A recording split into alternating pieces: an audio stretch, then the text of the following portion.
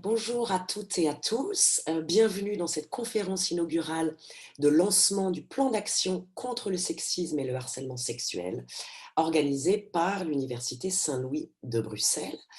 Alors nous avons le très grand plaisir d'accueillir deux intervenantes aujourd'hui, même si cette conférence s'organise finalement virtuellement.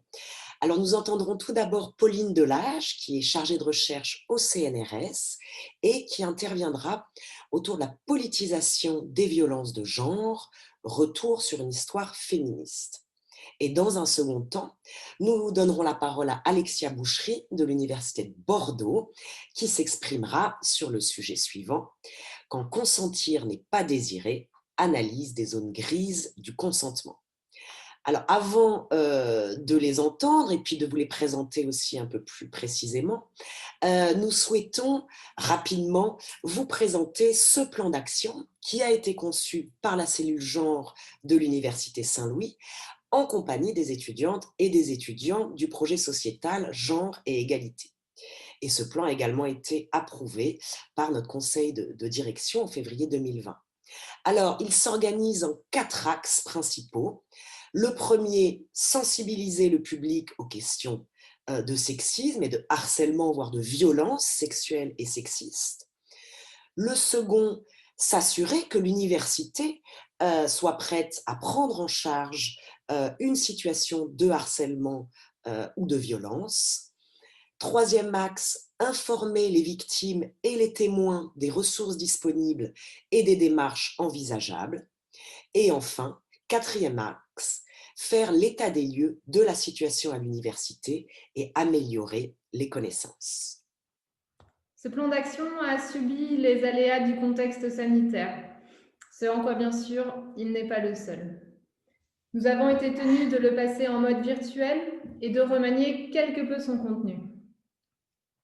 En plus de cette conférence inaugurale, il comporte une campagne d'affichage en virtuel sur les réseaux sociaux de l'université afin de sensibiliser la communauté universitaire au sujet des violences sexistes et sexuelles. Nous avons prévu également la création d'une page web dédiée à ce plan et la diffusion d'un livret d'informations sur ces violences. Ce livret indique comment identifier le sexisme et le harcèlement sexuel, comment y faire face et quelles sont les ressources internes et externes de l'université dont disposent les victimes ou les témoins de ces faits. Il y aura aussi un cycle d'ateliers féministes d'empouvoirment à destination des étudiantes, animés par l'ASBL Les Ateliers Gango, mais les séances sont décalées à 2021 afin de pouvoir les organiser en présentiel.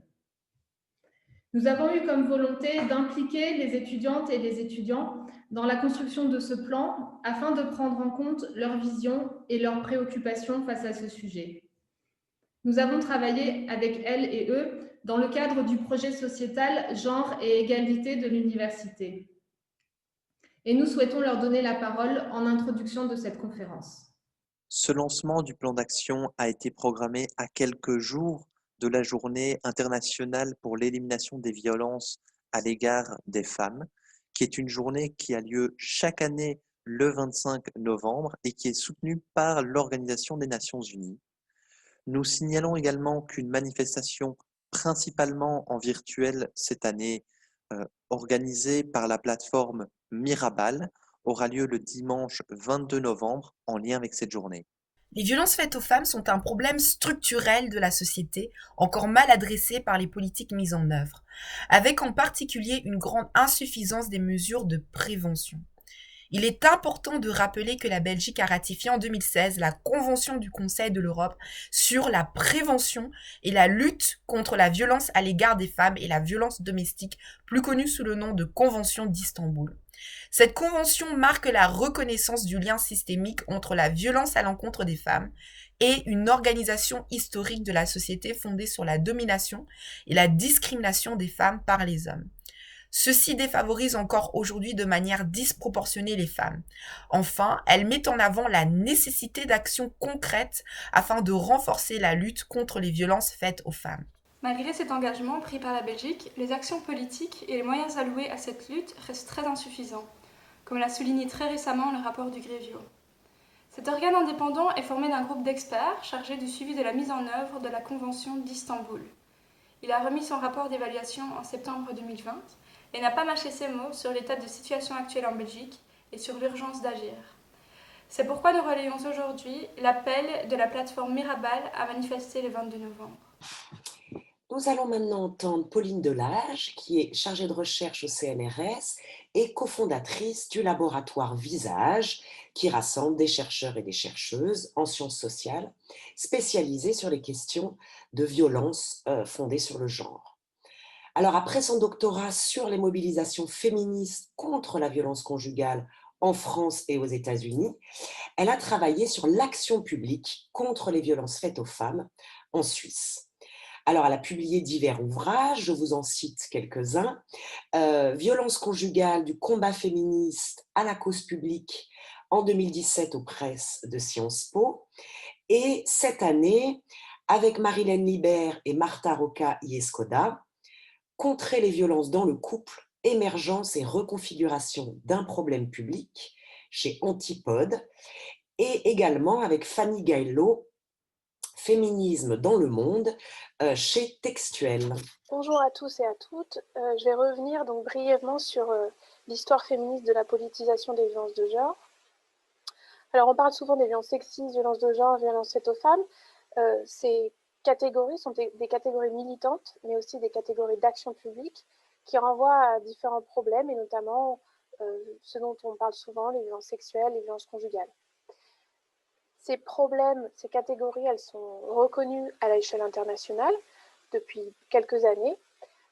Notamment, une des étapes dans cette reconnaissance internationale, c'est la conférence de Pékin, la conférence mondiale sur les femmes qui a été organisée à Pékin en 1995, et où des plans d'action ont été mis en œuvre pour notamment encourager les différents États qui étaient partie prenante de cette conférence à développer des outils de mesure des violences faites aux femmes dans leur pays.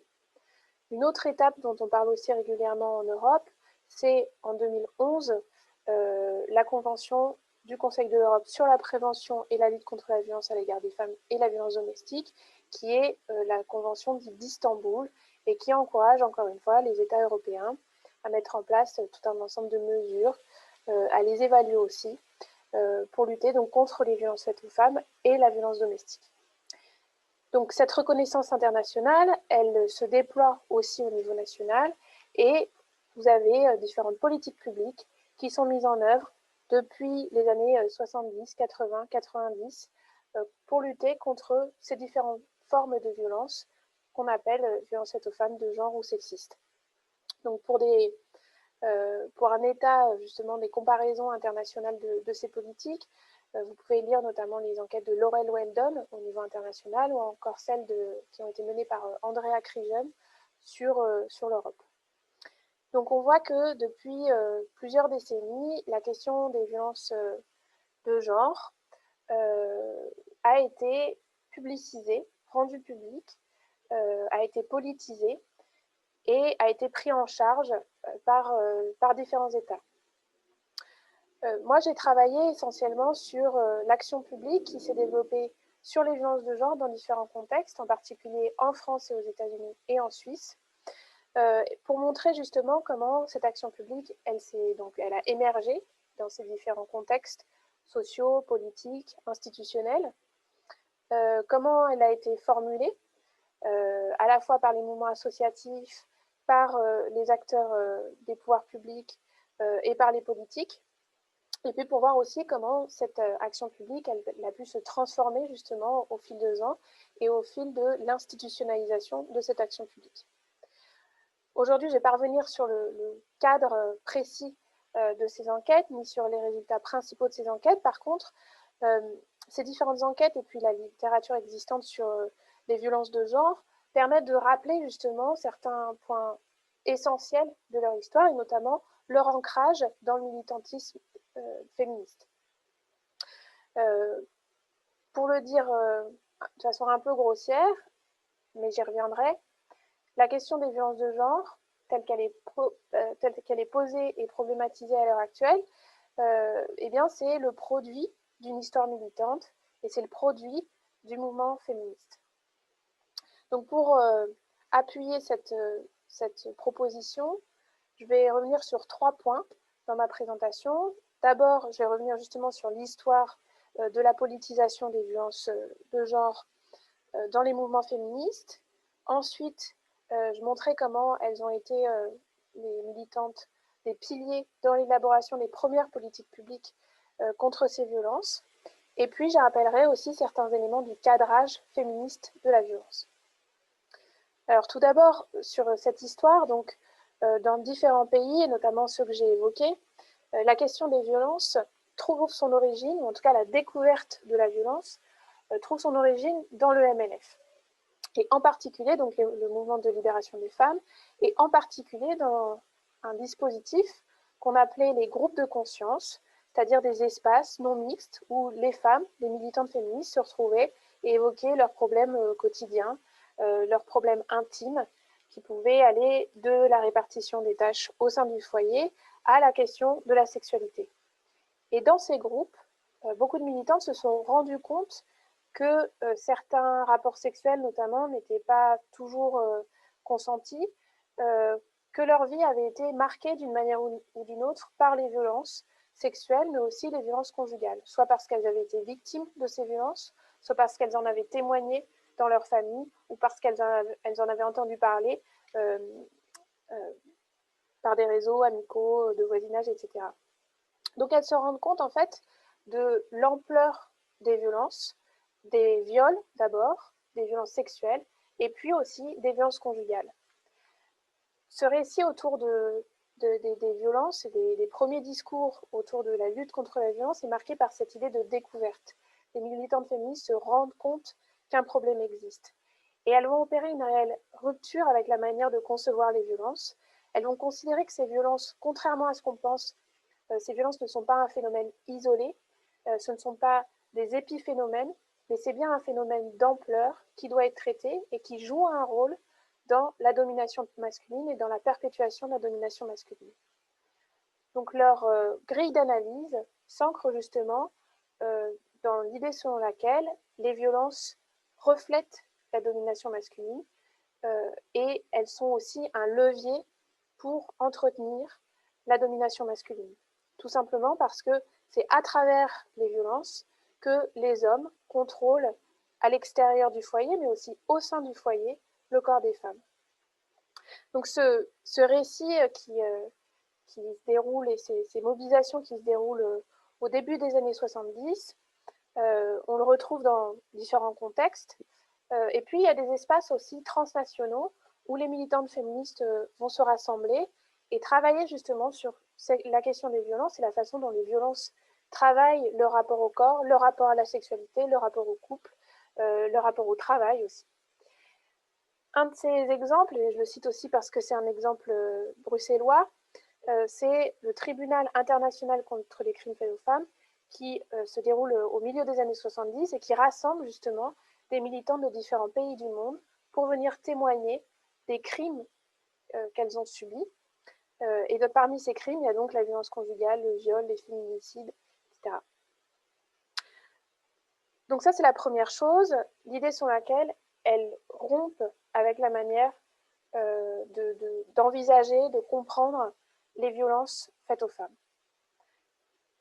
Le deuxième élément, c'est que, alors que justement elles élaborent une manière de comprendre ce problème, les militantes féministes vont aussi se rendre compte qu'il y a un manque énorme dans la prise en charge de ces violences par les institutions, à la fois les institutions juridiques, pénales, mais aussi les institutions de travail social. Non seulement il y a un manque réel, c'est-à-dire qu'il n'y a pas d'espace pour accueillir ces femmes, pas d'espace pour que les femmes viennent parler des violences, mais en plus, dans les espaces institutionnels justement où les femmes pourraient venir parler des violences, eh bien, on fait souvent preuve d'une grande complaisance vis-à-vis de leurs agresseurs, vis-à-vis des auteurs de violences sexuelles conjugales. Et dans le même temps aussi, avec cette complaisance s'ajoute une forme de culpabilisation des femmes qui subissent des violences. C'est-à-dire que, pour le dire autrement, lorsque les femmes se rendaient dans des commissariats, on considérait que si elles avaient subi des violences sexuelles ou des violences conjugales, c'était de leur faute et que finalement, il fallait comprendre la personne qui avait commis ces violences. Donc, pas d'espace spécialisé sur les violences et puis une complaisance institutionnelle, un laisser-faire institutionnel très important. Donc les militantes féministes, justement, au milieu des années 70, vont mettre en œuvre des espaces pour écouter, pour accueillir et pour héberger les femmes qui subissent des violences sexuelles, mais aussi des violences conjugales dans le cadre des hébergements. Cette mise en place, elle se fait souvent en bricolant au début, et avec une référence centrale, c'est le Women's Aid de Londres. C'est l'un des premiers espaces d'accueil et d'hébergement des femmes victimes de violences conjugales. Et ce dispositif va se diffuser au niveau international à la faveur de la publication d'un livre, Crie moins fort, les voisins vont t'entendre, qui est donc un livre qui était écrit d'abord en anglais et qui a été traduit au milieu des années 70 et qui s'est donc diffusé de cette façon.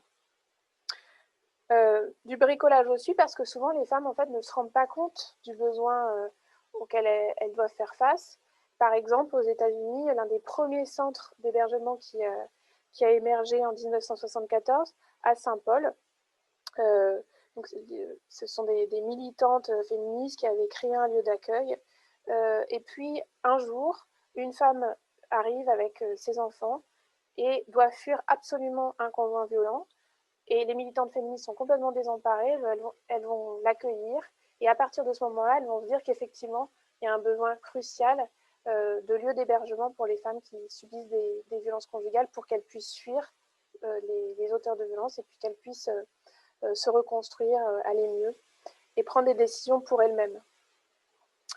On a un récit similaire dans d'autres pays, notamment en Suisse, mais aussi à Bruxelles. Me semble-t-il que le premier centre d'accueil d'urgence pour les femmes victimes de violences conjugales a été créé en 1977 grâce, encore une fois, à la mobilisation des féministes.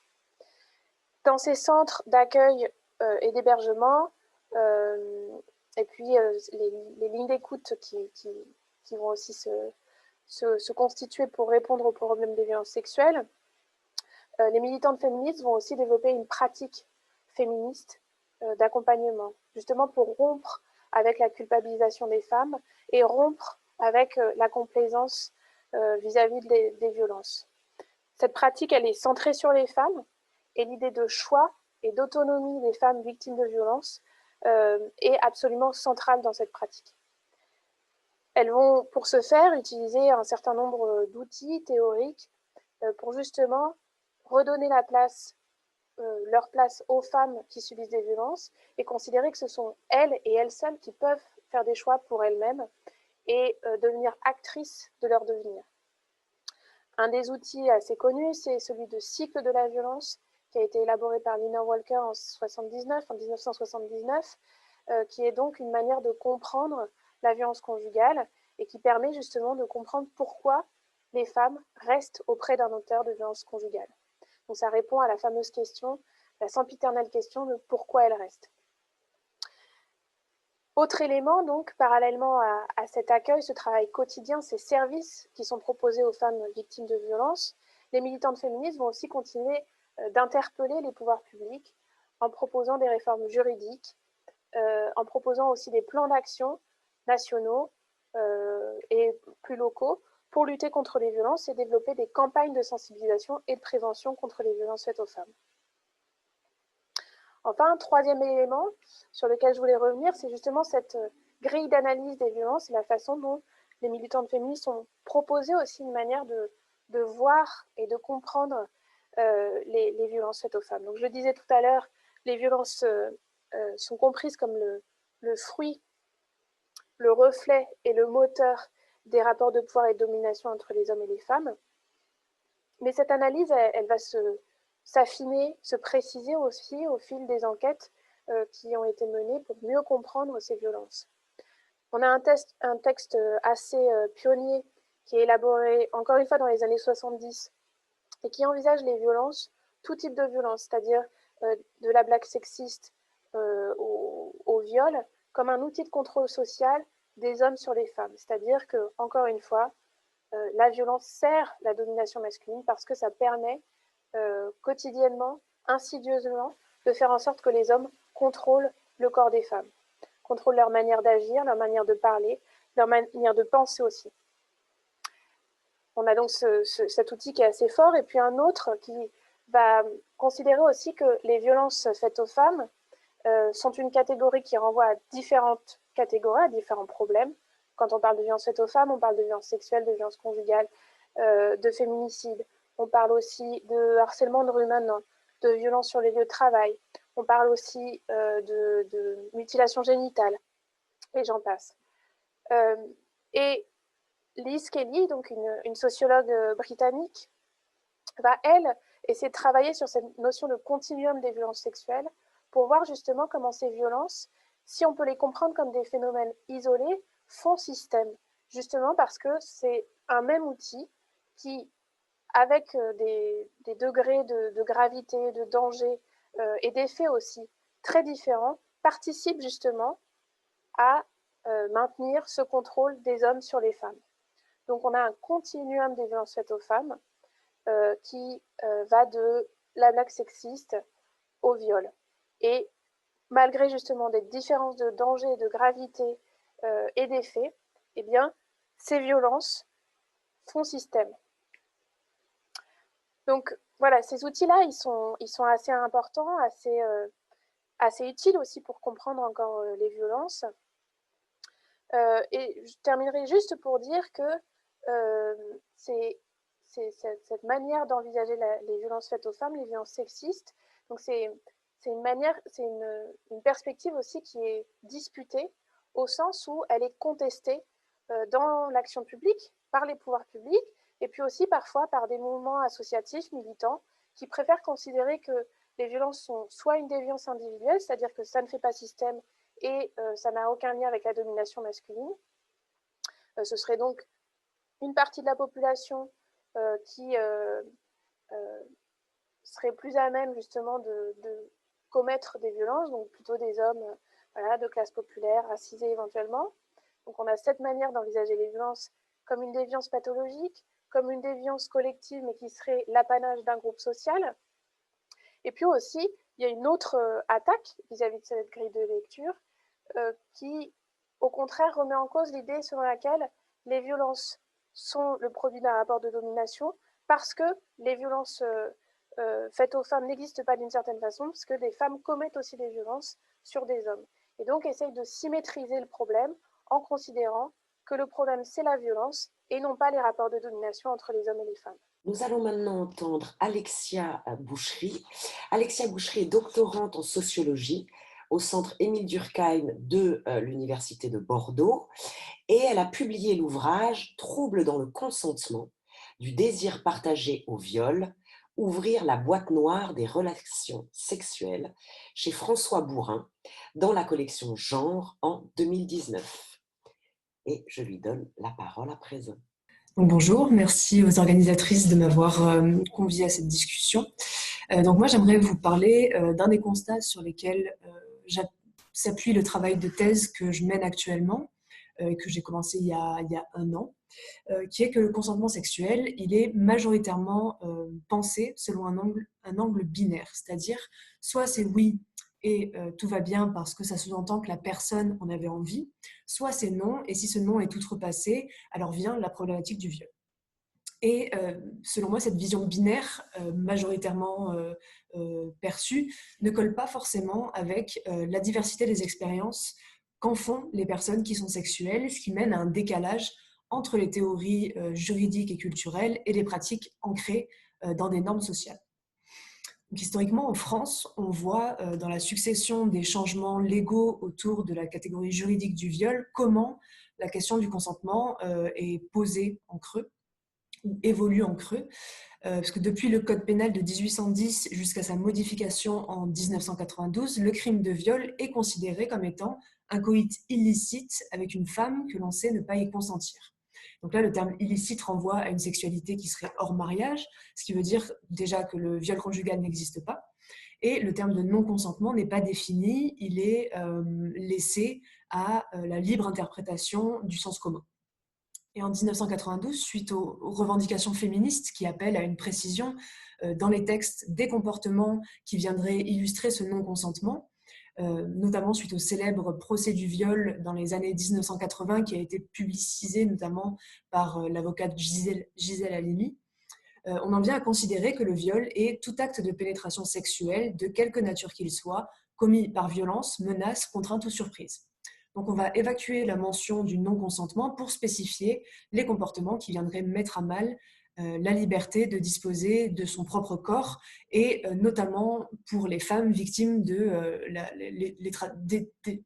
victimes des traditions patriarcales qui veulent que leur corps soit la propriété des hommes. En Belgique, je ne me suis pas intéressée à l'histoire de l'évolution de votre loi sur le viol, mais on peut voir en tout cas qu'aujourd'hui, elle est assez similaire puisqu'elle est constituée de la combinaison de ces deux éléments, à savoir la précision la mention du non-consentement qui est suivie de l'explicitation de ce qui le constitue, c'est-à-dire la contrainte, la menace, la force, la surprise, et vous avez en plus la ruse. Donc on a là la vision de comment va se construire un ordre sexuel dit civilisé, c'est-à-dire des relations sexuelles dont on a la volonté d'extraire tout acte de violence pour considérer qu'elles sont valables. À cela s'ajoutent des mouvements féministes, au départ plutôt états-uniens, qui vont même aller au-delà de ces définitions légales en disant que non, c'est non.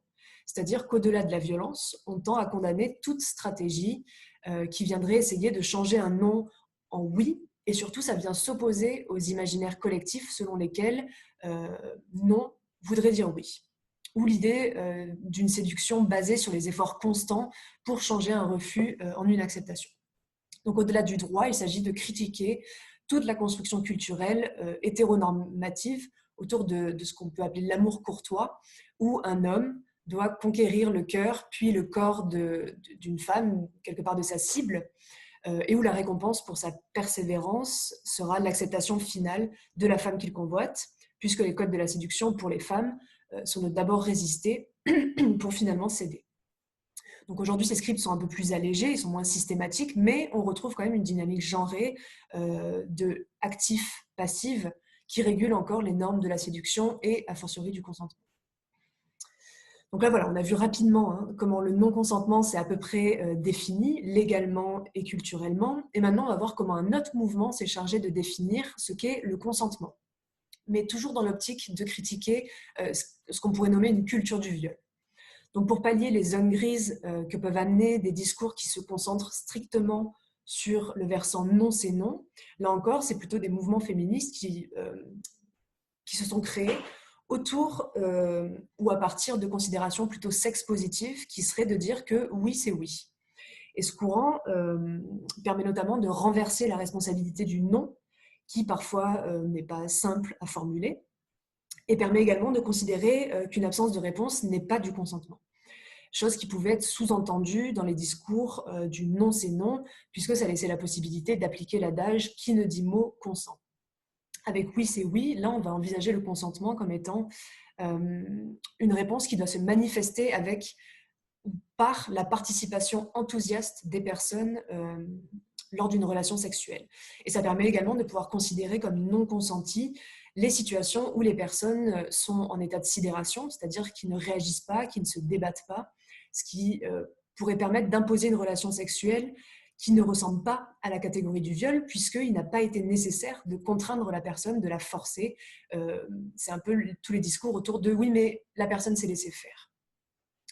Donc cette vision « oui, c'est oui » permet quelque part de contester la construction juridique qui sous-entend que s'il n'y a pas de contrainte explicite, alors les relations sexuelles ne sont pas problématiques au niveau du consentement. Mais ça conteste aussi les constructions culturelles et patriarcales d'injonction à la sexualité, en particulier lorsque l'on est en couple.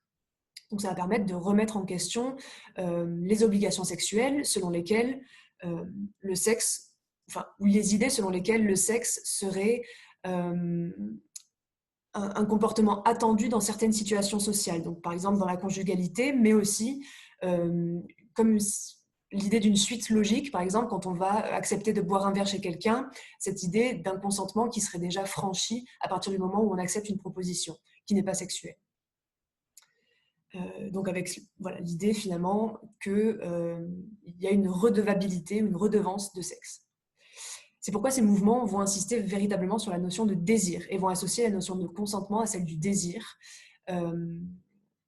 et de l'envie qui va se traduire par un oui, un comportement explicite et enthousiaste qui serait idéalement donné à chaque pratique qui compose l'acte sexuel de manière à venir renverser les normes actifs-passifs en instaurant des nouveaux modèles qui mettraient en scène les personnes, les acteurs et actrices qui seraient actifs et actives dans la relation. Donc on part ici du principe qu'un comportement passif signifie une non-envie et que l'idéal dans la sexualité serait de la pratiquer uniquement lorsqu'on la désire, de sorte à, là encore, s'émanciper des normes patriarcales et de faire de la sexualité un sujet politique et pas seulement que le versant du viol. Sauf qu'on voit là qu'on reste quand même dans une conception du consentement fortement reliée justement à la question du viol, c'est-à-dire que quelque part on a uniquement créé 2 grilles d'analyse qui vont permettre de parler de l'expérience du consentement. Or, quand on s'intéresse aux biographies sexuelles des personnes, donc toutes les relations sexuelles qu'elles ont eues, on se rend compte que la question du consentement est finalement beaucoup plus complexe et surtout beaucoup plus ambivalente qu'une simple réponse oui ou non, et surtout que ça va plus loin que la stricte opposition désir-viol. Déjà parce que le consentement sexuel va rarement s'exprimer de manière aussi frontale que oui ou non, et ça va prendre justement des formes beaucoup plus implicites qu'une réponse directe à une question qui, là aussi, dont on attend qu'elle soit formulée tout aussi directement. C'est-à-dire, est-ce que tu as envie de faire du sexe avec moi, et un détail explicite de toutes les pratiques qui vont se dérouler. Et il y a de nombreuses études anglophones depuis les années 1990 et dont les résultats sont corroborés par des études plus récentes qui sont à chaque fois rarement francophones. Ces études-là montrent que les scripts du consentement sont plutôt composés de gestes. Donc ça va être s'embrasser, s'enlever mutuellement les vêtements, commencer à toucher des parties intimes, et que les personnes sont plutôt réticentes à adopter un modèle qui expliciterait verbalement le consentement, et encore plus quand il s'agit de vérifier si la personne est toujours OK pour chacun des gestes. On part plutôt du principe que si une personne continue d'interagir dans le script, c'est qu'elle est d'accord avec ce qui se passe, comme si ce script-là était universellement connu et qu'il suffisait de jouer la réciprocité. Donc on a là plutôt une intériorisation du modèle non c'est non, avec l'idée de responsabilisation individuelle, où s'il n'y a pas de refus, alors c'est que la personne a envie que ça continue. Ensuite, parce qu'il existe finalement un spectre du consentement qui me semble important à visibiliser plutôt qu'une seule vision binaire, pour permettre justement aux personnes de mieux parler de leur expérience du consentement. Parce que mes enquêtés me racontent des situations qu'il est difficile de classer à partir de ces uniques conceptions strictes du consentement. Et avec des relations qui ne cadrent ni avec l'imaginaire du viol, ni avec celui du désir, les personnes finalement se retrouvent dans une forme de malaise, ou en tout cas d'incompréhension, puisque aucune de ces définitions ne correspond à ce qu'elles ont vécu. Et ce qu'elles ont vécu, en fait, ce sont des relations sexuelles qui ont été volontairement consenties par les personnes. Elles les relatent comme telles. Mais pour autant, elles sont au clair avec le fait qu'elles ne désiraient pas, elles n'avaient pas envie de cette relation. Pourtant, elles s'estimaient consentantes. Et donc, dans le récit de ces personnes, on se rend compte que finalement, il est assez simple de simuler du consentement sans désir, c'est-à-dire de jouer un rôle actif dans la relation sexuelle sans pour autant que ça soit motivé par du désir. Du coup, ce qui remet en question l'idée du consentement perçu via un engagement enthousiaste qui serait la clé du consentement sexuel. Et les personnes, surtout, ne vont pas forcément considérer comme problématique, par exemple, le fait de faire plaisir à son ou sa partenaire, d'autant plus quand se faire plaisir, c'est encouragé par des discours sur la sexualité qui seraient performantes. Ces personnes ne considèrent pas forcément comme problématique le fait de faire du sexe pour obtenir une compensation autre, qu'elle soit financière ou statutaire, ou simplement pour amener un peu de paix dans le foyer. Parce qu'elle raconte que c'est plus simple parfois de concéder certaines relations sexuelles plutôt que d'être dans un conflit permanent autour de cette question, ou tout simplement parce que les personnes se conforment au genre qui elles performent. C'est-à-dire que pour les hommes, ça va être l'idée de tout le temps être disponible sexuellement, d'initier des relations sexuelles et de ne jamais les refuser, tandis que les femmes vont devoir réguler leur disponibilité, c'est-à-dire être réceptives, mais ne pas trop initier non plus d'actes sexuels. Et ça va amener deux choses. C'est que d'un côté, certaines personnes vont parfois se sentir coupables d'avoir accepté ou proposé une relation sexuelle pour les mauvaises raisons, entre guillemets, c'est-à-dire pour autre chose que du désir. Et de l'autre côté, il y a aussi l'idée que finalement, ce n'est pas un problème puisque ce sont les normes sociales intériorisées qui gouvernent la sexualité et la question du consentement, et que dans cette vision-là, la seule chose qui serait grave, ça serait de subir un viol. Donc on voit là aussi l'intériorisation de la problématique du viol, c'est celle qui... c'est le référentiel en fait. C'est le référentiel sur lequel on se base pour voir le consentement. Et du coup, si on ne dispose pas des outils féministes pour relire ces scripts, il n'y a aucune raison qu'on les change puisque c'est supportable. Et justement, il y a une forme de rationalisation en fait par rapport à l'imaginaire de la violence ou les expériences vécues qui ont été effectivement violentes. Il y a une phrase qui revient souvent, majoritairement dans mes entretiens, c'est la question, c'est que les personnes me disent à propos de ces relations sexuelles consenties mais non désirées, c'est pas comme si j'avais été violée. Donc voilà, elles le rationalisent dans leur histoire en disant c'est pas grave, c'est pas un viol. Donc en conclusion, on se rend compte que voilà, ces catégories oui c'est oui et non c'est non, et surtout l'imposante place que prend le viol dans la question du consentement ne sont pas suffisantes pour comprendre véritablement ce sujet tel qu'il est vécu et pratiqué dans les relations sexuelles les plus communes. Et au lieu de créer des outils de compréhension cohérents avec les pratiques réelles de la sexualité, on va renforcer un cadre où l'imaginaire du viol est le référentiel, auquel on va comparer nos expériences pour estimer les bonnes des mauvaises relations. Et on comprend bien sûr que